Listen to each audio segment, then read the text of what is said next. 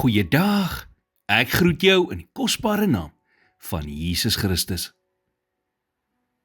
Daar is tye in hierdie lewe wanneer 'n mens net eenvoudig verpletterd voel.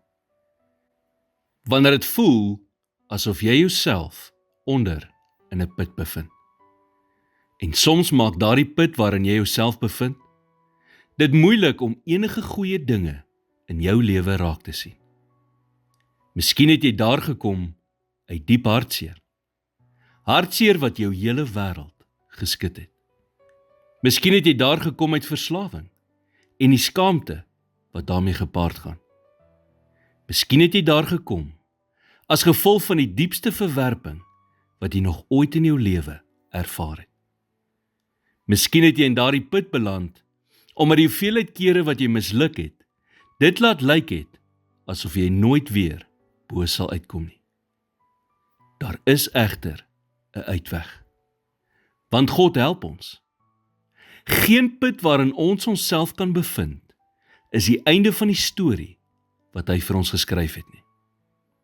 Psalm 40 vers 3 sê, en hy het my uit die kuil van vernietiging, uit die modderige slyk opgetrek, en my voete op 'n rots gestel.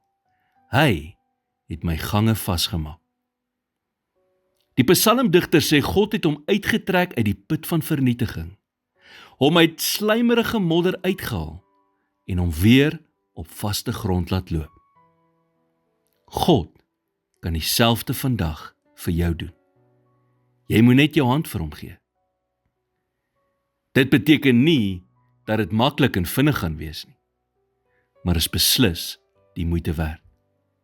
Want soos jy jou hand vir hom gee, sal jy weer begin droom. Sal jy weer die lig begin sien wat jy so lanklaas gesien het. Selfs al gly jy terwyl hy jou uittrek, sal jy vind dat jou greep verander het en dat jy skielik langer kan vashou.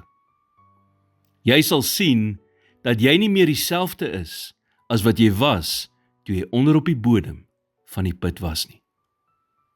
Trouwens, jy is anders as voordat jy in daardie put geval het. Jy is sterker. Dan maak jy dit uit, en al was die put aklig, besef jy dan dat God dit gebruik het om jou te verander, om presies te wees wie jy nodig het om te wees. God neem dit wat gebroken en tragies is, en gebruik dit dan tot ons beswil. Hy verander die slegte in ons lewens in iets moois.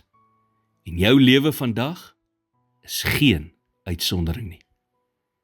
Here, ek is moeg vir hierdie put waarin ek myself bevind. En ek besef, ek kan dit nie langer op my eie doen nie. Ek roep vandag na U om my uit hierdie modderige klei te lig en my voete weer te plaas op vaste grond.